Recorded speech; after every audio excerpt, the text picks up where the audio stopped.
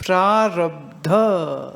प्रारब्ध का मतलब होता है पूर्व जन्म के पूर्व काल में, माने अभी से पहले जो हमने कर्म किए हैं, पुण्य या पाप, उसके कलेक्शन को, जिसका अब हमें वर्तमान में जिसका फल मिलता है, उसको प्रारब्ध कहते हैं। ऐसा थोड़ा और आसान कर दूं, बैंक ऑफ कर्मा। जैसे बैंक में हम पैसे जमा कर दें तो हम जितने पैसे जमा करेंगे उतने ही निकालेंगे ना। सब बड़ी मजेदार बात सुनाते हो। एक बार तुम्हारे ही जितने होंगे, हम 9-1 साल के, तो अपने शरीर के पिता के साथ हम बैंक गए। तो उनका काम था कुछ। अब मैं वहां बैठे देख रही हूं, ये नोटों के बंडल पे बंडल वहां पे, आओ गिन रहे हैं, पट पट पट पट पट। तो मैंने अपने पिता से पूछा कि ये अंकल तो बहुत अमीर हैं।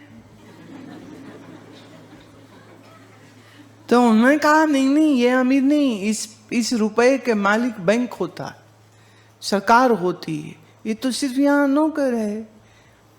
गिन रहे थे ना कैशियर, इनके पास तो कितने रुपए हैं।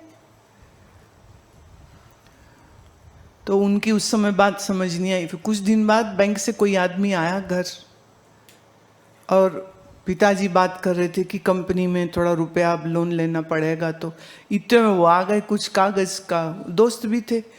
तो मैंने उनको कहा, आपके पास इतने पैसे, आप देते क्यों नहीं, दे दो इनको।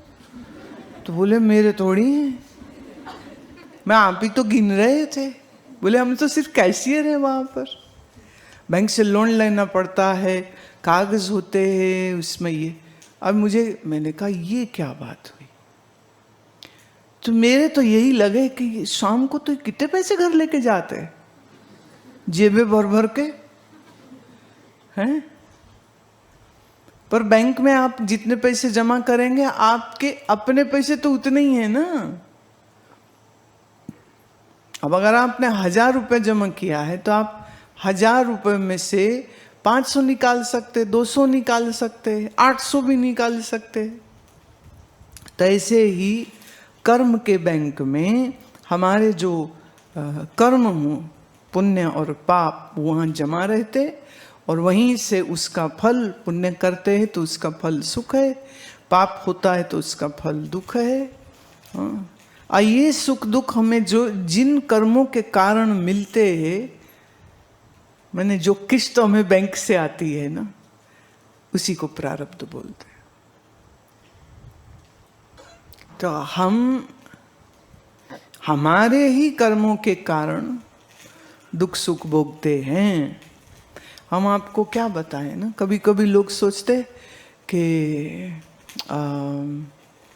हम कुछ भी कर लेंगे, क्या है, हम पकड़े ही नहीं गए, हम पकड़े ही नहीं जाएंगे, तो हम कुछ भी कर सकते हैं। भाई ये सबसे बड़ी गप है। समय के साथ आप जब जैसे जैसे देखेंगे ना लेफ्ट राइट अपने, तब आपको नजर आएगा कितने लोगों को हमने खुद ने देखा, वो बुरे कर्म कर रहे थे, पकड़े नहीं गए काफी समय तक, खूब मौज कर रहे थे, पर फिर एक समय आया, हमने देखा उनका सब चला गया, स्वास्थ्य चला गया, घर चला गया, बहुत भयंकर कष्ट में।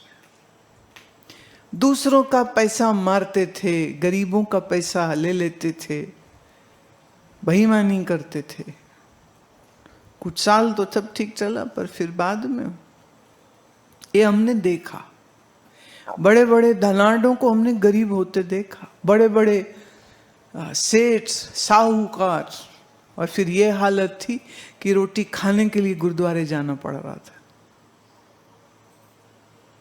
तो जिन कर्मों के फल हमको भोगने पड़ते हैं, उन पर्टिकुलर उतने कर्मों को हम प्रारब्ध बोलते हैं।